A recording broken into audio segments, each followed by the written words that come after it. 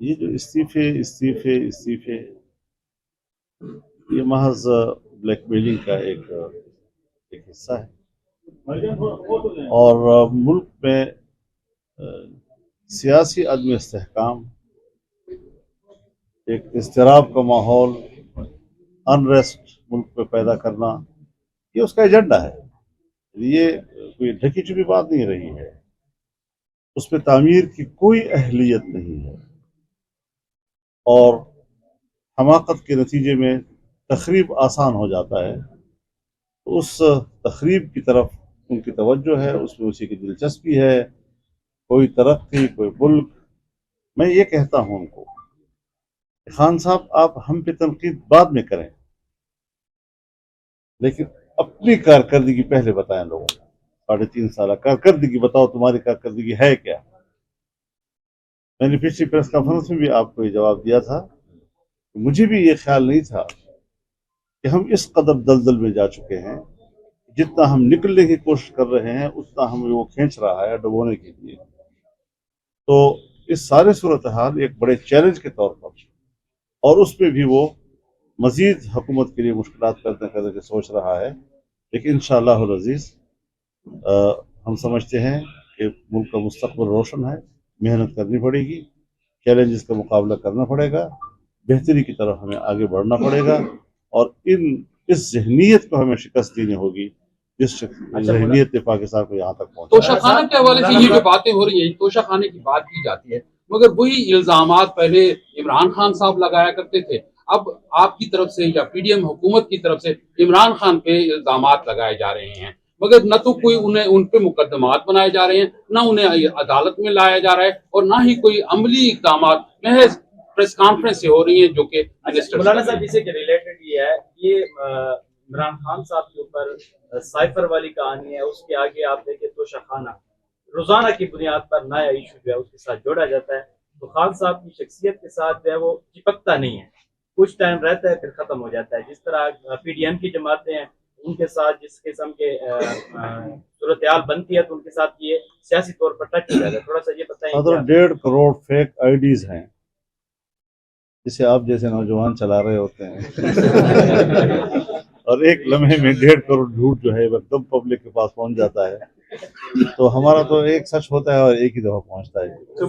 تو اس پہ یہ بات ذہن میں رکھیں کہ جو مقدمات انہوں نے بنائے تھے، آپ نے خود ان کی زبانی سنا کہ مجھے تو پتہ نہیں تھا، مجھے تو آئی ایس آئی کہتی تھی اور میں پھر اس پر کارروائی کرتا تھا۔ آئی ایس آئی نے جس وقت گوگی اور پنکی کے بارے میں ان کو بتایا، اس وقت ان کی بات پر عمل کیوں نہیں کیا؟ نواز شریف اور زرداری کے حوالے سے کیوں اس پر عمل کیا؟ اور مقدمات بنائے، جیلوں میں رکھا، عدالتوں کے سے ان کو گزارا۔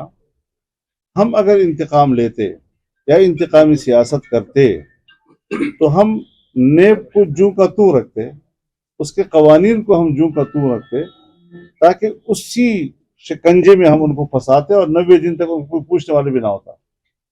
لیکن ہم نے جس طرح نظریہ دیا تھا کہ نیب کا قانون غلط ہے، جابرانہ ہے، آمریت کی علامت ہے اور اس کی شناخت ہے، ہم نے فوراً پہلے وہی کام کیا کہ اس کو ہم نے اصلاح کی اور اس کے جو جابرانہ پہلو تھا اس کو ہم نے ختم کر دیا۔ اب ظاہر ہے کہ اب روز روز تھوڑا ایکسپوز ہونے دو۔ سائفر لوگوں کو سمجھ میں نہیں آتا کہ سائفر کیا ہے، خط ہے، خط ہے، خط کیا خط ہے؟ اب کہتا ہے کہ یار خط کی بات کیا کرو، بس اسے بھول جاؤ نا، ختم ہو جاتی ہے۔ بھائی کیسے بھول جائے؟ اتنی بڑی سازش امریکہ میں ہوئی، پھر امریکہ کے خلاف جیسے ہم اینٹی امریکن تصور کیے جاتے ہیں اور ہماری وہ نقالی کرتے ہوئے حقیقی آزادی اور امریکہ کے خلاف بات کرنے لگا، اور پھر کہا میں امریکہ سے دوستی چاہتا ہوں۔ پھر امریکہ کے اندر اس نے جو لابیسٹ فورم ہائر کیا ہے وہ کیا ہے؟ وہی ہے کہ جس نے جو بائیڈن اور عمران خان کے ایجنڈے کو ایک کر دیا۔ وہ بھی سی پیک کا مخالف تھا ہے امریکہ، اس لیے بھی اسی کو فریز کیا اور اس کو ناکام کیا. وہ بھی اسرائیل کو تسلیم کرنے کے لیے دباؤ ڈال رہا ہے، اس لیے بھی اس کے لیے زمین ہموار کی. ہر چینل پر اس قسم کے لوگ آنے لگ گئے، یہاں تک کہ ہمیں میدان میں نکلنا پڑا، ہمیں میڈیا مارچ کرنا پڑا کراچی میں، اور اس میں ہم نے فلسطین کے علماء کو، وہاں ہم نے مسجد اقصی کے خطیب کو، لبنان کے علماء کو اسکرین پر لا کر قوم سے مخاطب کرایا. میں نے اس کا جواب عربی تقریر میں دیا، اور تب جا کر یہ گرد بیٹھی ہے. اس قسم کی سازشیں ملک میں لانا اور ایجنڈا ملک میں لانا، اور ہم نے جس طرح مقابلہ کیا ہے اس کا، تو عالمی استعمار کا مقابلہ کرنا. اور ہمیں اس نے پابند کر دیا تھا کہ صرف ایک ہی دنیا کے مفادات کا ہم نے آماجگاہ بننا ہے. ہم نے خدا کے فضل سے اس پہ توسیع دی کہ نہیں، ہم ایک عالمی قوت کے تک اپنے مفادات کو محصور نہیں کریں گے. اور آج آپ ہمارے اس حکومت کے وزیر خزانہ کی بھی، پرائم منسٹر کی بھی، ہماری بھی گفتگو سن رہے ہیں.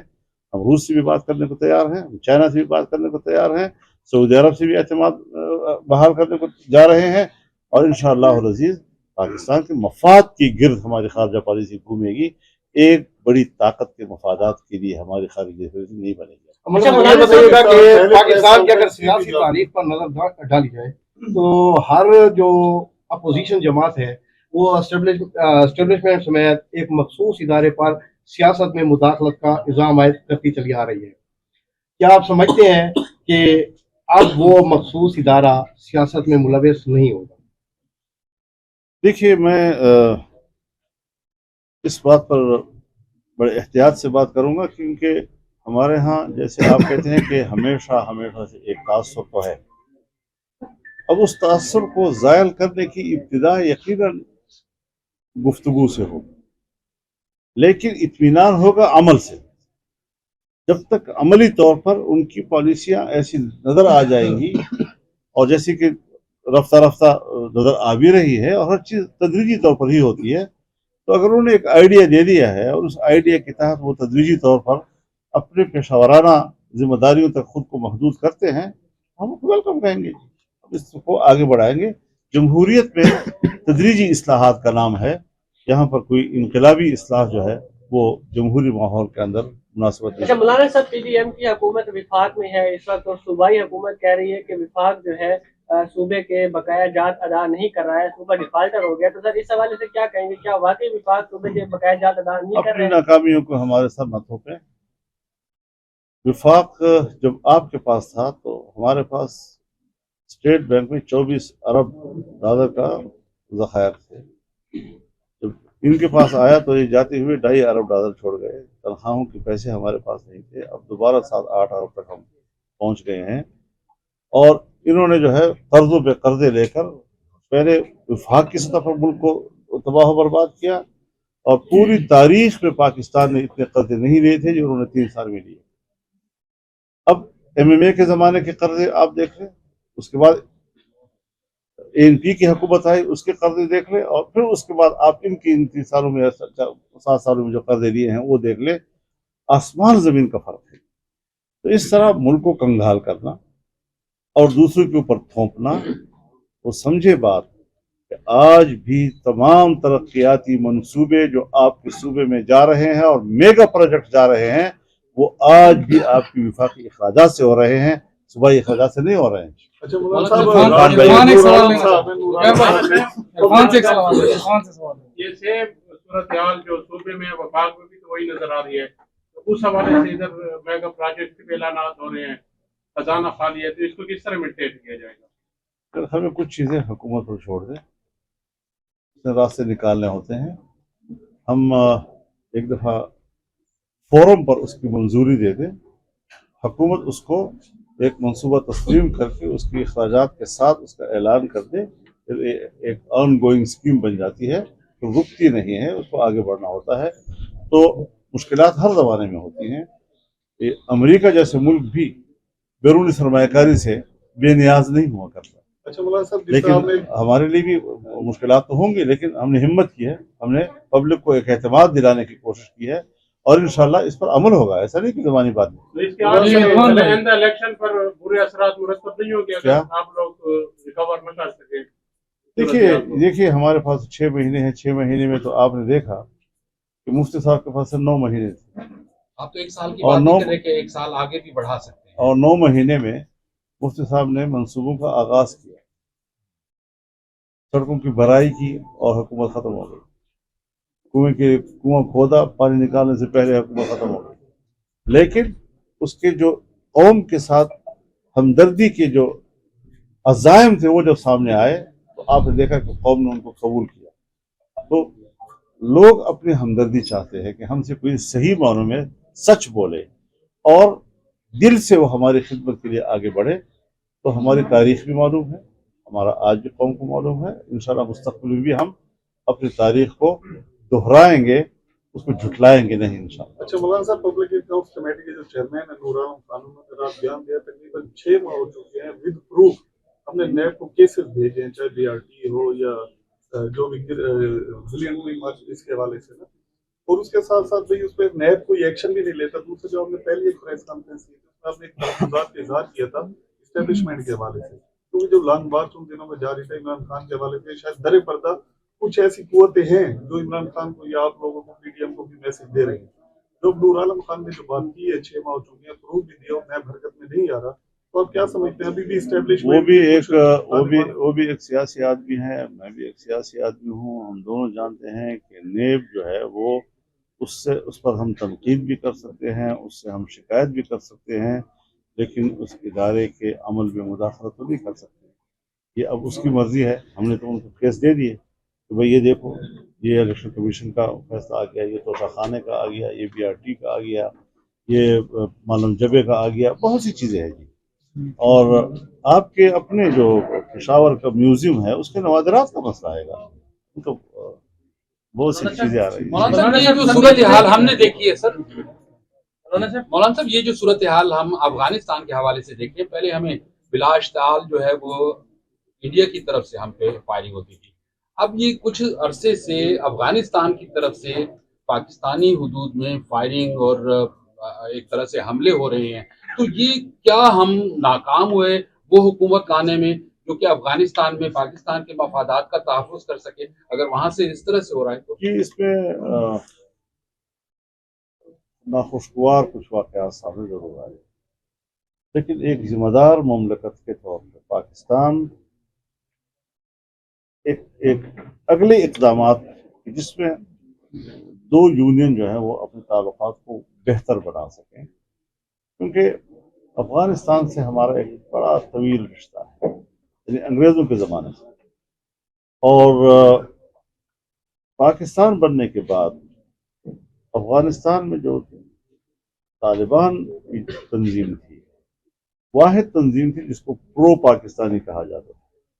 آج وہاں امارت اسلامیہ کی حکومت قائم ہو گئی ہے تو کچھ ناخوشگوار چیزیں یقیناً سامنے آئی ہیں جس کو ہمیں سنجیدگی سے لینا ہوگا، بیٹھ کر اس کے لیے حکمت عملی طے کرنی ہوگی، اور ہمیں وہ 2-4 چیزیں جو پاکستان کی ضرورت ہے اس کو لسٹ کرنا ہوگا، ان سے رابطہ کر کے ان سے معلوم کرنا ہوگا کہ وہ پاکستان سے کیا ڈیمانڈ رکھتے ہیں، 2-3-4 ان کی بھی ہوں گی، ان کو ہم مربوط نظام کے ذریعے سے حل کرنے کی طرف جائیں گے۔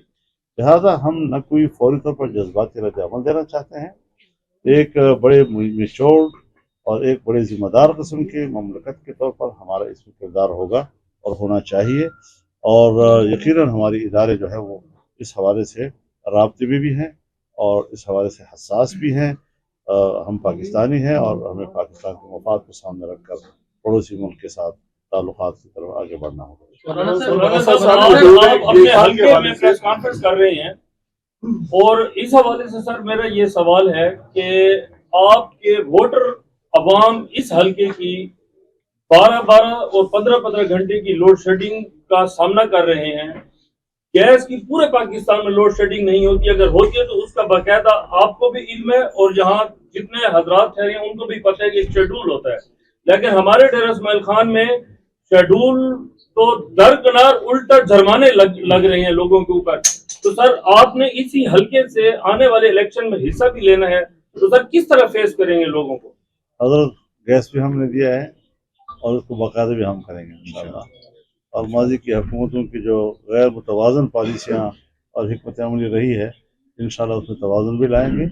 और ये मेरा घर है, यहाँ के अवाम हमारे लोग हैं, वो हमारी खिदमत को भी जानते हैं और आइंदा भी इंशाल्लाह इसका मुशाहिदा करेंगे।